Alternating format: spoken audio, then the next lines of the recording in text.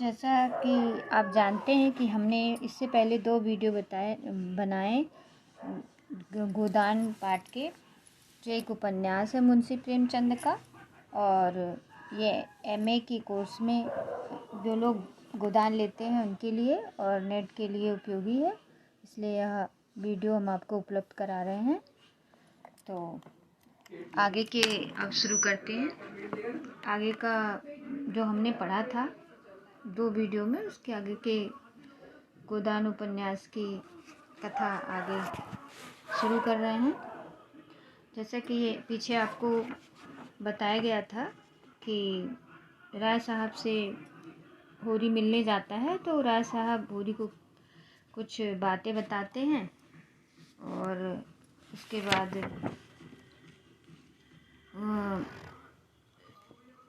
बाद वो अपने बीमारी और डॉक्टरों के बारे में चर्चा करते हैं राय साहब होरी से। राय साहब कहते हैं होरी से कि वैद्य और डॉक्टर इस ताक में रहते हैं कि कब इनके सिर में दर्द हो और कब उनके घर में सोने की वर्षा हो,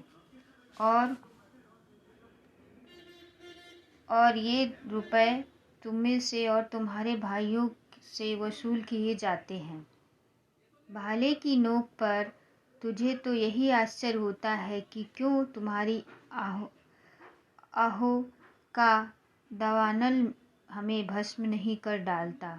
मगर नहीं, आश्चर्य करने की कोई बात नहीं है। भस्म होने में तो बहुत देर कर डालता, मगर नहीं, आश्चर्य करने की कोई बात नहीं। भस्म होने में तो बहुत देर नहीं लगती, वेदना भी थोड़ी ही देर की होती है।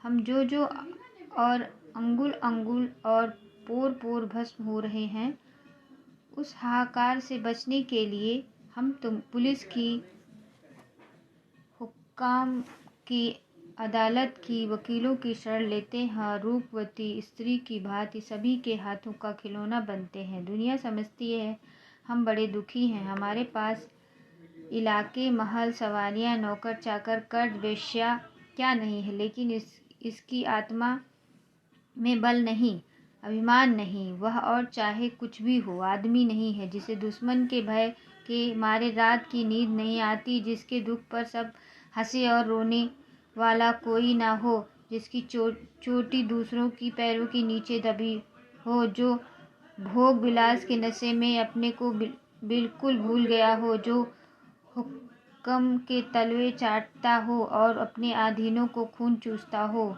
मैं उसे सुखी नहीं कहता, वह तो संसार का सबसे अभागा प्राणी है। साहब शिकार खेलने आए या दौरे पर, मेरा कर्तव्य है कि उनकी धूम के पीछे लगा रहूं। उनकी भौं पर सिकन पड़े और हमारे प्राण सूखे, उन्हें प्रसन्न करने के लिए हम क्या नहीं करते। मगर हम पचड़ा सुनने लगूं तो शायद तुम्हें विश्वास न आए। डलियां और रिश्वतों तक तो खैर गनीमत है, हम सिजदे करने को भी तैयार रहते हैं। खोरी ने हमें अपंग बना दिया है।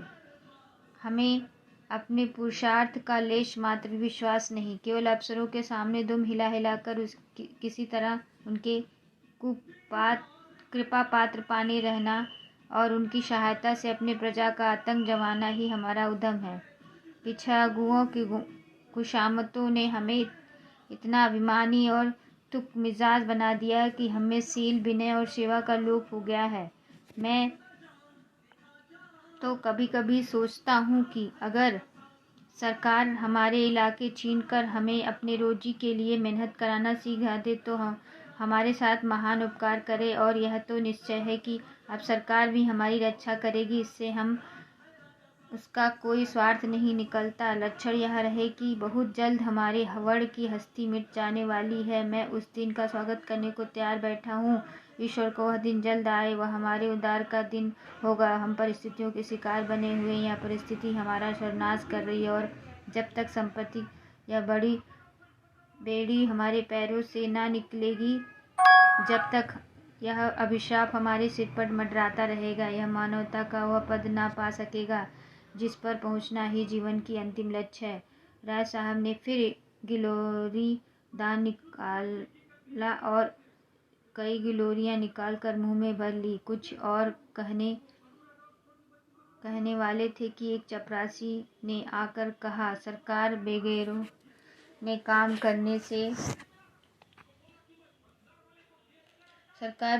काम करने से इनकार कर दिया है। कहते हैं जब तक हमें खाने को ना मिलेगा हम काम ना करेंगे। हमने धमकाया तो सब काम छोड़कर अलग हो गए। राय साहब ने माथे पर बल पड़ गया। आंखें निकाल कर बोले, चलो मैं इन दुष्टों को ठीक करता हूँ। जब कभी खाने को नहीं दिया तो आज यह नई बात क्यों? एक आने रोज की हिसाब से मजूरी मिलेगी जो हमेशा मिलती रही है और इस मजूरी पर काम करना होगा, सीधे खरे या टेढ़े। फिर होरी को और देखकर बोले, तुम अब जाओ होरी, हम अपने तैयारी करो। जो बात मैंने कही उसका ख्याल रखना। तुम्हारे गांव से मुझे कम 500 की आशा है। राय साहब झल्लाते हुए चले गए। होरी ने मन में सोचा, अभी यह कैसी नीति और धर्म की बात कर रहे थे और एकाएक इतने गर्म हो गए कि सूर्य सिर पर आ गया। उसके तेज से भस्मीभूत होकर वृक्ष ने अपना प्रसाद समेट लिया।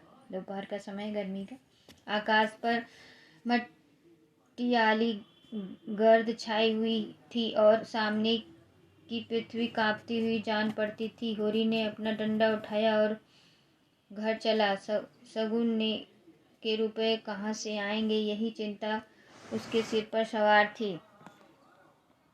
तीसरा अध्याय। होरी अपने गांव के समीप पहुंचा तो देखा अभी तक गोबर खेत में वो गोड़ रहा है। अपने दोनों लड़कियां भी उनके साथ काम कर रही हैं। लू चल रही थी, बगुले उड़ रहे थे, भूतल धधक रहा था जैसे प्रकृति ने आयु को आग घोल दी हो। यह सब अभी तक खेत में क्यों? क्या काम के पीछे सब जान देने पर तुले हैं? वह खेत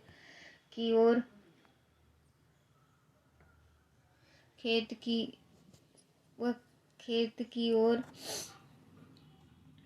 चला और दूर ही से चिल्लाकर बोला, आता क्यों नहीं? गोबर क्या काम ही करता रहेगा? दोपहर ढल गई है, कुछ सूझता है कि नहीं? उसे देखते ही तीनों ने कुदालें उठा ली और उसके साथ हो लिए। गोबर सांवला लंबा एक हरा युवक था जिसे इस बात में रुचि ना मालूम होती थी कि प्रसन्नता की जगह मुख पर असंतोष और विद्रोह था। वह इसलिए काम में लगा हुआ था कि वह दिखाना चाहता था उसे खाने पीने का कोई फिक्र नहीं। बड़ी लड़की सोना लज्जाशील कुमारी थी, सांवली, सुडौल, प्रसन्न और चपल। गाढ़े की लाल साड़ी जिसे वह घुटनों से मोड़कर कमर में बांधी हुई थी, उसके हल्के शरीर पर कुछ लदी हुई सी थी और उसे प्रौढ़ता की गरिमा दे रही थी। छोटी रूपा 5-6 साल की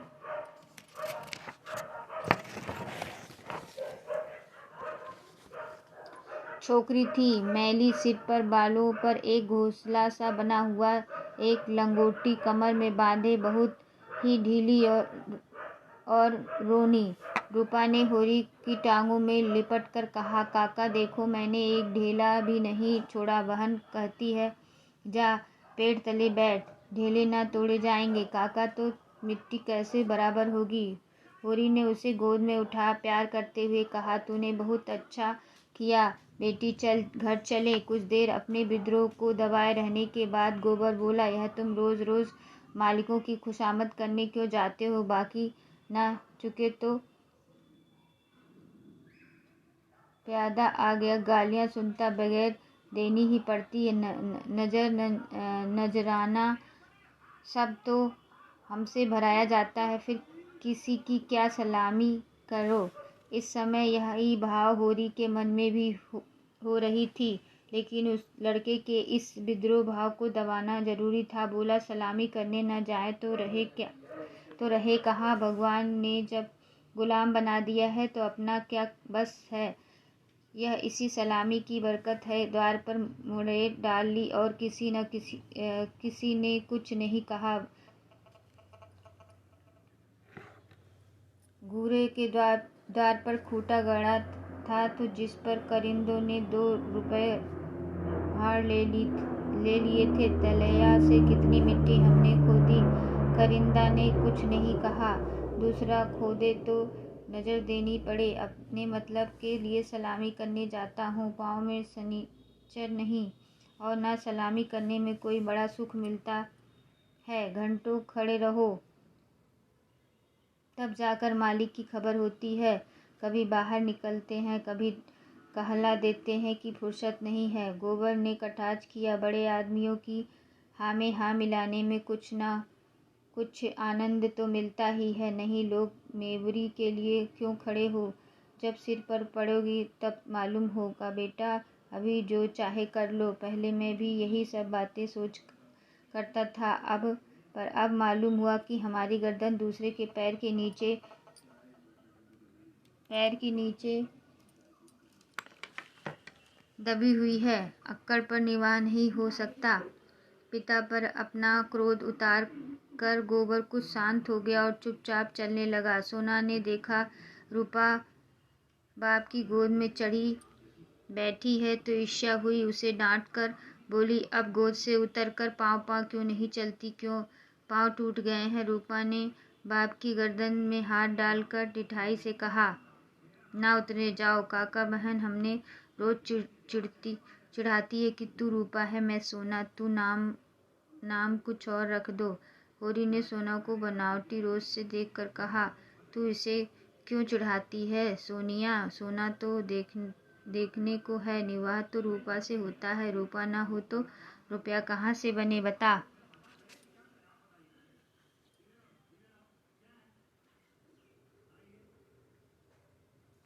सोना ने अपने पक्ष का समर्थन किया। सोना ना हो तो मोहर कैसे बने? नाथुन कहाँ से आए? कंठा कैसे बने? गोबर ने भी इस विनोदमय विवाद में शरीक हो गया। रूपा से बोला, तू कह दे कि सोना तो सूखी पत्ती की तरह पीला होता है, रूपा तो उजाला होती है जैसे सूरज। सोना बोली, शादी ब्याह में पीली साड़ी पहनी जाती है, उजली साड़ी कोई नहीं पहनता। रूपा इस दलील से पस्त हो गई। गोबर और होरी की कोई दलील उसके सामने न ठहरा। उसी शुभ आंखों से होरी को देखा। होरी को एक नई युक्ति सूझ गई। बोला, सोना बड़े आदमियों के लिए है, हम गरीबों के लिए तो रूपा है जैसे। जो को राजा कहते हैं, गेहूं को चमार इसलिए ना कि गेहूं बड़े आदमी खाते हैं और जो हम लोग खाते हैं। सोना के पास इस सबल युक्ति का कोई जवाब न था। परास्त होकर बोली, तुम सब जाने एक और हो गए। नहीं रुपया को रुलाकर छोड़ती। रूपा ने उंगली मटकाकर कहा, ए राम सोना चमार, ए राम सोना चमार। इस विजय का उसे इतना आनंद हुआ कि बाप की गोद में रह न सकी, जमीन पर कूद पड़ी और उछल उछल कर यही रट लगाने लगी, रूपा राजा सोना चमार, रूपा राजा सोना चमार। ये लोग घर पहुँचे तो धनिया द्वार पर खड़ी इनकी बाट जो रही थी। रुष्ट होकर बोली, आज इतनी देर क्यों हो? गोबर काम के पीछे कोई परात थोड़े ही दे देता है। फिर पति से गर्म होकर कहा, तुम भी वहाँ से कमाई करके लौटे हो तो खेतों में पहुँच गए। खेत कहीं भागा जाता है था। द्वार पर कुआं था। होरी और गोबर ने एक एक कलश पानी सिर पर उड़ेला। रूपा ने नहलाया। भोजन करने गए जो कि रोटियां थी पर गेहूं जैसी सफ़ेद और चिकनी अरहर की दाल थी जिससे कच्चे आम पड़े हुए थे। रूपा बाप की थाली में खाने बैठी। सोना ने उसे ईर्ष्या भरी आंखों से देखा, मानो कह रही थी, वारे दुलार। धनिया ने पूछा, मालिक से क्या बात हुई? होरी ने लोटा भर पानी चढ़ाते हुए कहा, यही तहसीलदार वसूल की बात थी और क्या। हम लोग समझते हैं बड़े आदमी बहुत सुखी होंगे, लेकिन सच पूछो तो वह हमसे ज़्यादा दुखी हैं। हमें पेट की ही चिंता है, उन्हें हजारों चिंताएं घेरे रहती है। राय साहब ने और क्या क्या कहा वह कुछ होरी को याद न था। उस सारे कथन का खुलासा मात्र उसके स्वर्ण में चिपका हुआ रह गया था।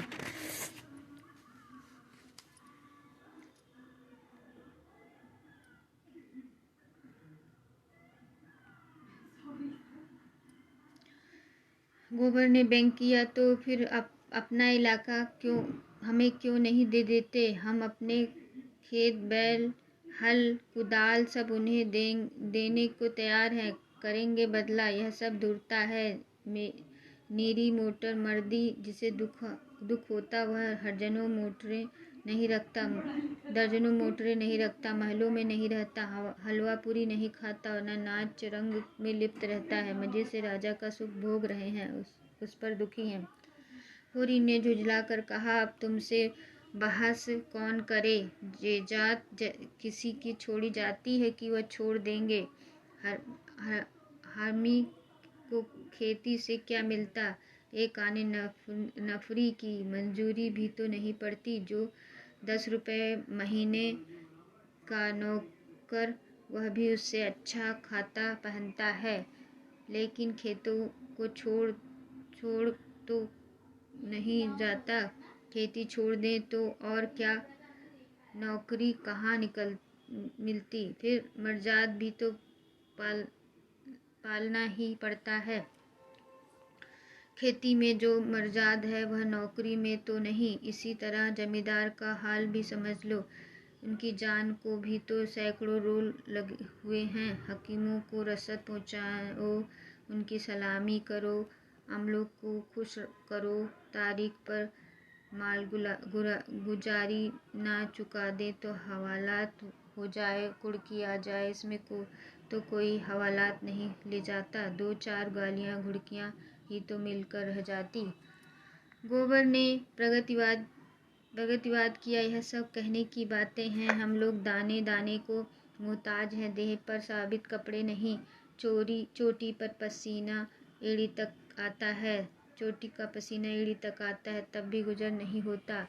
उन्हें क्या मजे से गद्दी मसलन लगाए बैठे हैं। सैकड़ों नौकर चाकर, हजारों आदमियों पर हुकूमत, रुपए ना जमा होते हों, पर सुख तो सभी तरह का भोगते हैं। धन लेकर आदमी और क्या करता।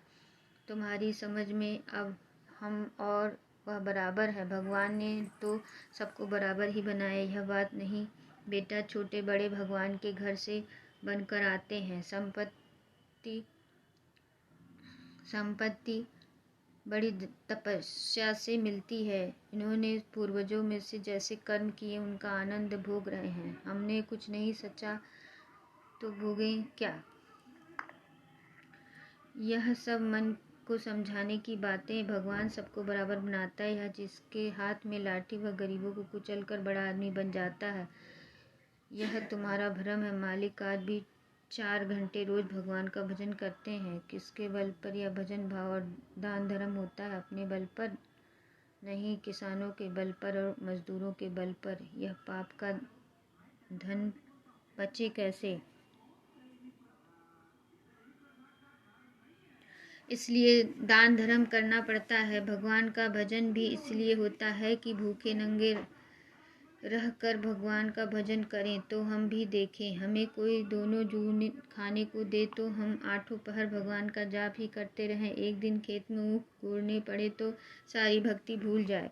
होरी ने हार कर कहा, अब तुम्हारे मुंह कौन लगे भाई, तुम तो भगवान की लीला में टांग अड़ाते हो। तीसरे पहर गोबर कुदाल लेकर चला तो होरी ने कहा, जरा ठहर जाओ बेटा, हम भी चलते हैं। तब तक थोड़ा सा भूसा निकाल कर रख दो, मैंने भोला को देने को कहा है, बेचारा आजकल बहुत तंग है। गोबर ने अवज्ञा भरी आंखों से देखकर कहा, हमारे पास बेचने को भूसा नहीं, बेचता नहीं हूँ भाई, यूं ही दे रहा हूँ। वह संकट में है, उसकी मदद तो करनी ही पड़ेगी। हमें तो उन्होंने कभी एक गाय नहीं दे तो रहा था, पर हमने ली ही नहीं। धनिया मटक कर बोली, गाय नहीं, वह दे रहा था, उन्हें गाय देगा। आँख में अंजन लगाने को कभी चिल्लू भर दूध तो भेज नहीं, गाय देगा। होरी ने कसम खाई, नहीं जवानी कसम, अपने परछाई गाय दे रहे थे। हाथ तंग है, भूसा चारा नहीं रख सके, अब एक गाय बेचकर भूसा लेना चाहते हैं। मैंने सोचा संकट में पड़े आदमी की गाय क्या लूँ, थोड़ा सा भूसा देता हूँ, कुछ रुपए हाथ आ जाएंगे तो गाय ले लूँगा, थोड़ा थोड़ा करके चुका दूँगा। 80 रुपए की है, मगर ऐसी कि आदमी देखता रहे। गोबर ने आड़े हाथ लिया। तुम्हारा यही धर्मात्मा तो तुम्हारी दुर्गत कर रहा है। साफ साफ तो बात है।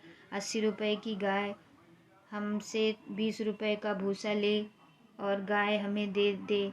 60 रुपए रह जाएंगे, वह हम धीरे धीरे दे देंगे। होरी रहस्यमय ढंग से मुस्कुराया। मैंने ऐसी चाल सोची कि गाय सेत मेत में हाथ आ जाए। कहीं भोला की सगाई ठीक करनी है, बस 2-4 मन भूसा तो खाली अपना रंग जमाने को देता हूँ। गोबर ने तिरस्कार किया। तो तुम अब उसकी सगाई ठीक करते फिरोगे? धनिया ने तीखी आंखों से देखा। अब यही एक उधम तो रह गया। नहीं देना है हमें भूसा किसी को, या भोला भोली किसी का कर्ज नहीं खाया। होरी ने अपना सफाई दी। अगर मेरे जतन से किसी का घर बस जाए तो इससे कौन सी बुराई है।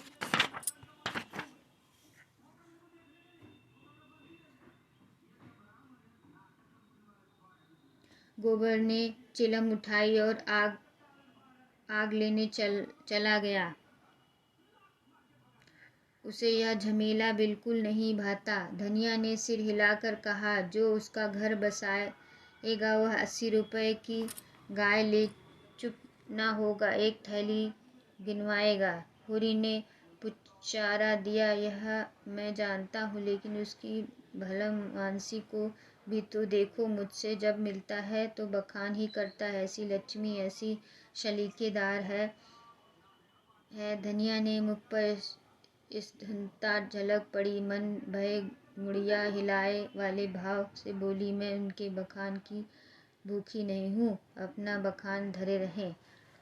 होरी ने स्नेह भरी मुस्कान के साथ कहा, मैंने तो कह दिया भैया, वह नाक पर मक्खी भी ना बैठने देती। गालियों से तो बात करती, लेकिन वह यही कहे जाए कि और औरत नहीं लक्ष्मी है। बात यह है कि उसकी घरवाली जवान की बड़ी तेज थी। बेचारा उसके डर के मारे भागा भागा फिरता रहता था। कहता था, जिस दिन तुम्हारी घरवाली का मुंह सवेरे देख लेता हूँ उस दिन कुछ न कुछ जरूर हाथ लगता है। मैंने कहा, तुम्हारे हाथ लगता होगा, यहाँ तो रोज देखते हैं, कभी पैसे से भेंट नहीं होती। तुम्हारे भाग की खोटे है तो मैं क्या करूँ।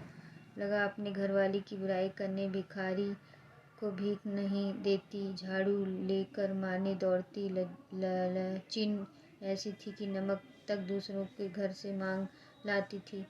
मरने पर किसी की क्या बुराई करूं, मुझे देखकर जल उठती थी। भोला बड़ा गमखोर था कि उसके साथ निवाह कर दिया। दूसरा होता तो जहर खाकर मर जाता।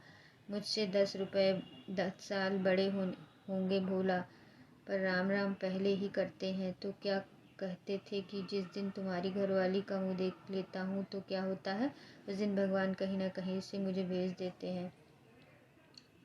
बहुत भी तो वैसी ही चटोरी नाई। सबों ने 2 रुपए के खरबूजे उधार खा डाले। उधर मिल जाए फिर उन्हें चिंता नहीं होती कि देना पड़ेगा या नहीं। अरे भोला, रोते काहे को है। गोबर आकर बोला दादा आ पहुँचे, 2 मन भूसा वह उन्हें दे दो, फिर उनकी सगाई ढूंढने निकलो।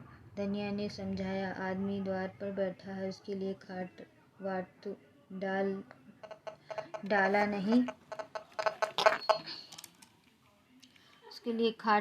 डाला नहीं, डाल नहीं दी, ऊपर से लगे बुनबुनाने, कुछ तो भलमानिस सीखो, कलसा ले आओ, जाओ पानी भर कर रख दो, हाथ मुंह धोएं, कुछ रस पानी पिला दो। मुसीबत में ही आदमी दूसरों के सामने हाथ फैलाता है।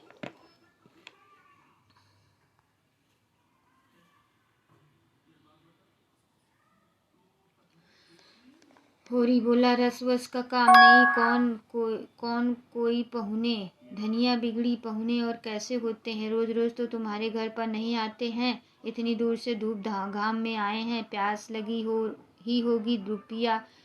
रुपया देख, डब्बे में तम्बाकू है कि नहीं। गोबर ने मारे काहे को बची होगी, दौड़ कर 1 पैसे की तम्बाकू सहुआइन की दुकान से ले ले। बोला, कि आज जितनी खातिर हुई वह कभी न हुई होगी। गोबर ने खाद डाल दी, सोना रस घोल लाई, रूपा तंबाकू भर लाई। धनिया द्वार पर किवाड़ की आड़ में खड़ी अपने कानों से अपना बखान सुनने के लिए अधीर होती। भोला ने चिलम हाथ में लेकर कहा, अच्छी घरानी घर में आ जाए तो समझ लो कि लक्ष्मी आ गई। वही जानती है छोटे बड़े का आदर सत्कार कैसे करना चाहिए। धनिया के हृदय में उल्लास का कंपन हो रहा था। चिंता और निराश भाव से आहत आत्मा इन शब्दों में एक कोमल शीतल स्पर्श का अनुभव कर रही थी। होरी जब भोला का खांचा उठाकर भूसा लाने अंदर चला तो धनिया भी पीछे पीछे चली। होरी ने कहा, जाने कहाँ से इतना बड़ा खांचा मिल गया, किसी भड़भूसे से मांग लिया होगा। मन भर से मन कम में ना भरेगा, 2 खांचे भी दिए तो 2 मन निकल जाएंगे। धनिया फूली हुई थी, मलामत की आंखों से देखती हुई बोली, यह तो किसी को नेवात न दो और दो तो पेट भर खिलाओ। दूसरे पास फूली पात्र लेने थोड़े ही आए हैं कि चंगेरी लेकर चलते। देते ही हो तो 3 खांचे दे दो। भला आदमी लड़कों को क्यों नहीं लाए, अकेले कहाँ तक ढोएंगे, जान निकल जाएगी। 3 खांचे से तो मेरे दिए ना दिए जाएंगे। तब क्या एक खांचा देकर टालोगे? गोबर ने कहा, दो। अपना खांचा भरकर उसके साथ चल जाए। गोबर ऊख गोड़ने जा रहा था। एक दिन ना गोड़ने से ऊख सूख ना जाएगी। यह तो उसका काम था कि किसी को अपने साथ ले लेता। भगवान के 2 बेटे हैं, ना होंगे घर पर, दूध लेकर बाजार गए होंगे। यह तो अच्छी दिल लगी है कि अपना माल भी दो और उसके घर तक पहुंचा भी दो। लाद दे लादाने वाला साथ कर दे। गोबर कहता, लाद दे लदाने वाला साथ कर दे। ऐसा बड़बड़ाता। अच्छा भाई, कोई मत जाए, मैं पहुंचा दूंगी। बड़ों की सेवा करने में लाज नहीं है। और 3 खांचे उन्हें दे दूं तो अपने बैल क्या खाएंगे।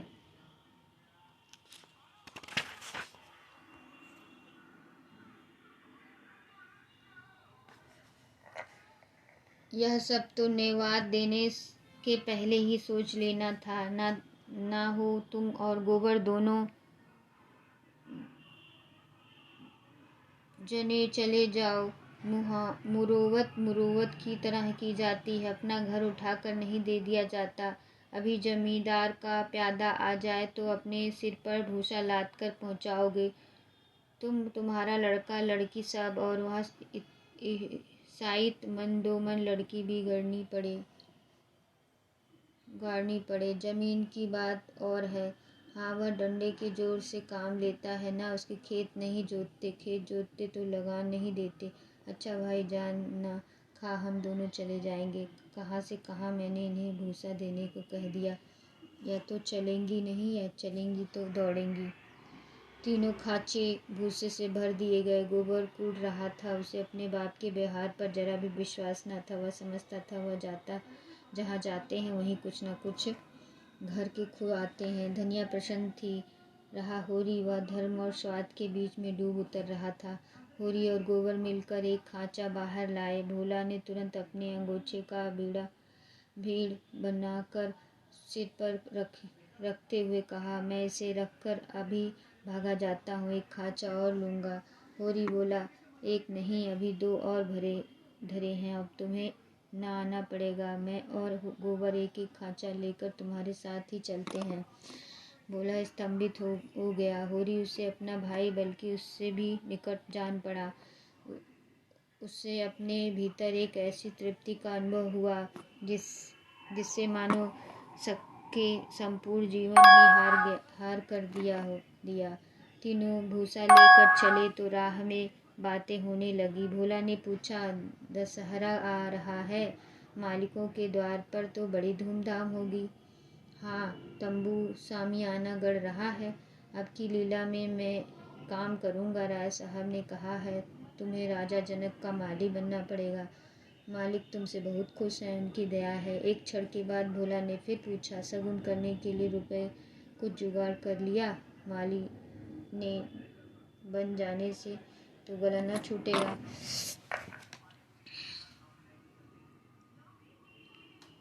होरी ने मुंह का पसीना पोंछ कर कहा, उसी को चिंता तो मारे डालती है दादा।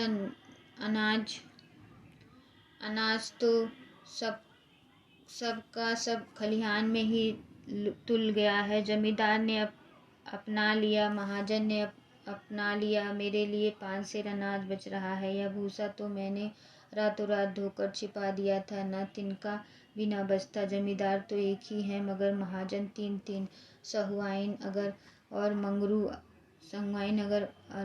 मंगरू अलग, ताता दीन पंडित अलग। किसी का ब्याज भी न पूरा चुका।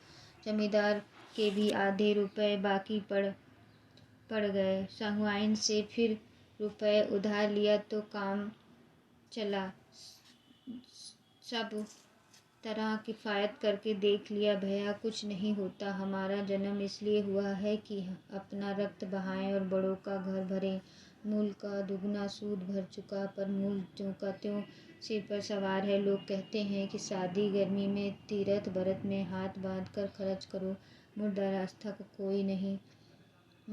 का कोई नहीं दिखाता। राय साहब ने बेटे के ब्याह में 20,000 लुटा दिए, उनसे कोई कुछ नहीं कहता। मंगरू ने अपनी बाप की करिया करम में 5,000 लगाए, उनसे कोई कुछ नहीं पूछता। वैसे ही मर्यादा तो सबकी है।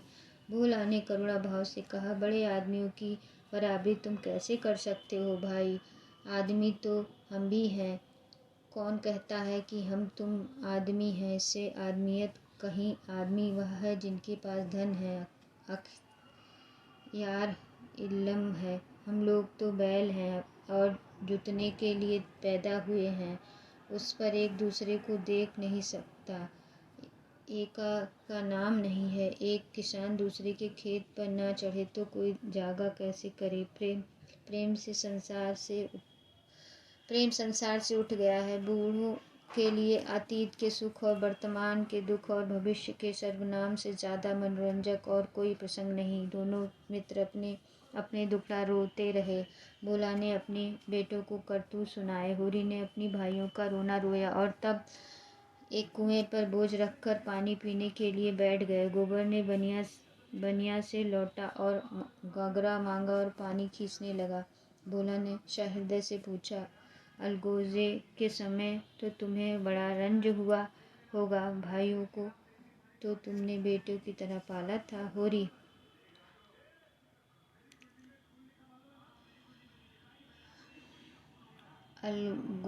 अलगोजे यानी जब अलग हुए हैं भाई। होरी आर्द्र कंठ से बोला, कुछ ना पूछो दादा, यही जी चाहता था कि कहीं जाके डूब मरूं। मेरे जीते जी सब कुछ हो गया। जिनके पीछे हमारी जवानी धूल में मिला दी, वही मेरे मुर्दाई हो गए।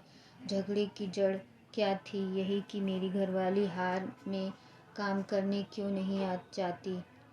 पूछो, घर देखने वाला भी कोई चाहिए कि नहीं? लेन देन, धरना उठाना, संभालना सहेजना कौन करे? फिर वह घर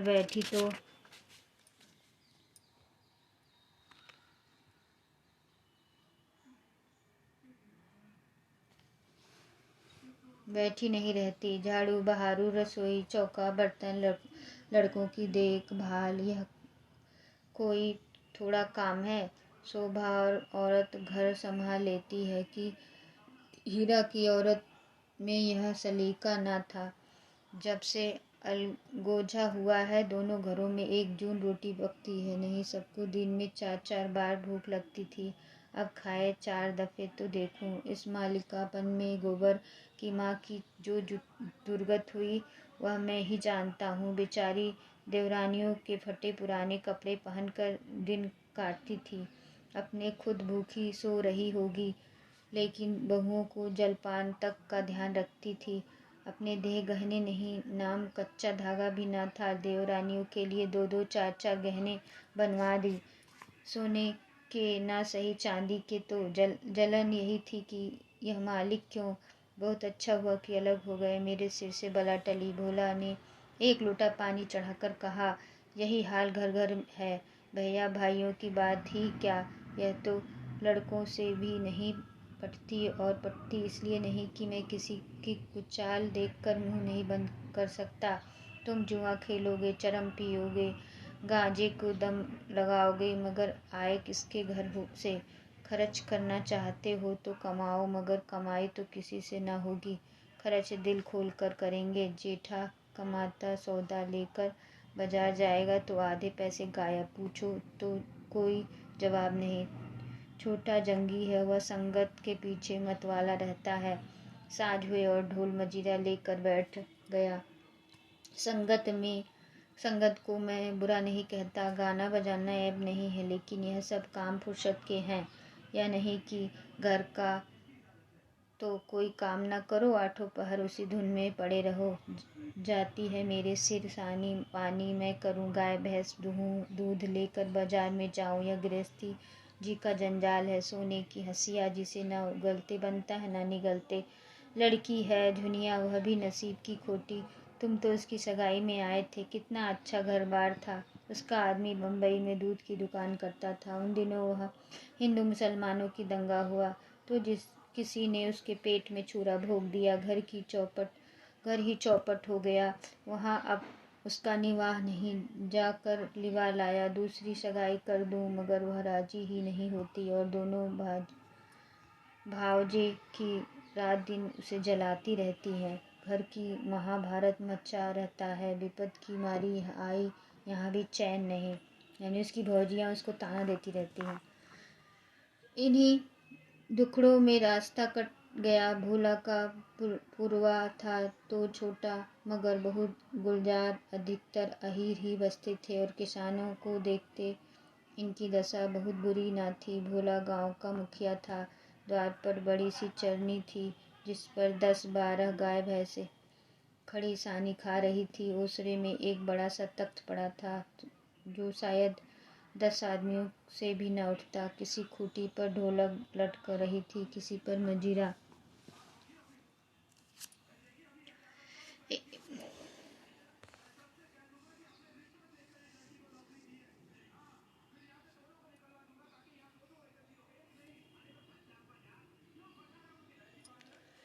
एक लाख पर कोई पुस्तक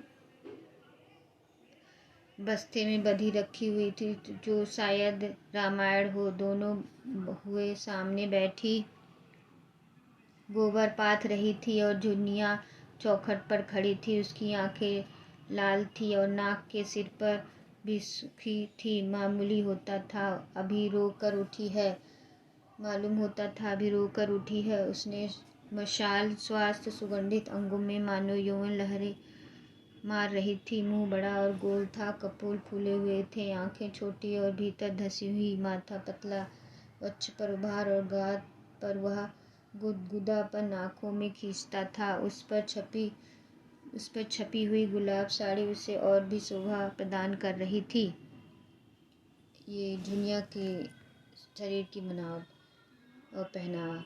भोला को देखते ही उसने लपककर उसके सिर से खांचा उतारा। भोला ने गोबर और होरी के खांचे उतरवाए। झुनिया से बोला, पहले एक चिलम भर ला, फिर थोड़ा सा रस बना ले, पानी ना हो तो गगरा ला, मैं खींच दूंगा। होरी महतो को पहचानती है ना? फिर होरी से बोला, घरनी के बिना घर नहीं भैया, पुरानी कहावत है। नाटन खेती बहुरियन घर। नाटे बैल क्या खेती करेंगे, और बहुएं क्या घर संभालेंगी। जब से इसकी माँ मरी है, जैसे घर की बरकत ही उठ गई है। बहुएं आटा पात लेती हैं, पर गृहस्थी चलाना क्या जाने। हाँ, मुँह चलाना खूब जानती हैं। लौंडे कहीं फड़ पर जमे होंगे, सब के सब आलसी कमजोर। जब तक जीता हूँ उनके पीछे मरता हूँ, मर जाऊंगा तो आप सिर पर हाथ धरकर रोएंगे। लड़की भी वैसे ही है, छोटा सा ढोना भी करेगी तो भुन-भुना कर। मैं तो सह लेता हूँ, खसम थोड़े ही सहेगा। दुनिया एक हाथ में भरी हुई चिलम, दूसरे में रस लोटा लिए बड़ी फुर्ती से आ पहुंची। फिर रस्सी और लेकर पानी भरने गोबर के उसके हाथ से कलश लेने के लिए हाथ बढ़ाया तो छिपते हुए कहा, तुम रहने दो, मैं भर लाता हूँ। जुनिया ने कलश ना दिया। कुएं के जगत पर जा कर मुस्कुराती हुई बोली, तुम हमारे मेहमान हो, कहोगे एक लोटा पानी भी किसी ने ना दिया। मेहमान कासे से हो गया, तुम्हारा पड़ोसी ही तो हूँ। पड़ोसी साल भर में एक बार भी सूरत ना दिखाए तो मेहमान ही है। रोज रोज आने से मर्जाद भी तो नहीं रहता। जुनिया हंसकर तिरछी नज़रों से देखती हुई बोली, वही मर्जाद तो दे रही हूँ। महीनों में एक बार आओगे, ठंडा पानी दूंगी। 15 दिन में आओगे, चिलम पाओगे। 7वें दिन आओगे, खाली बैठने को माजी दूंगी। रोज रोज आओगे, कुछ नहीं पाओगे।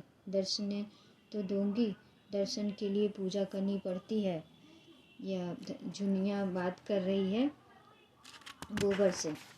जुनिया भोला की लड़की है, गोबर गोरी का लड़का। यह कहते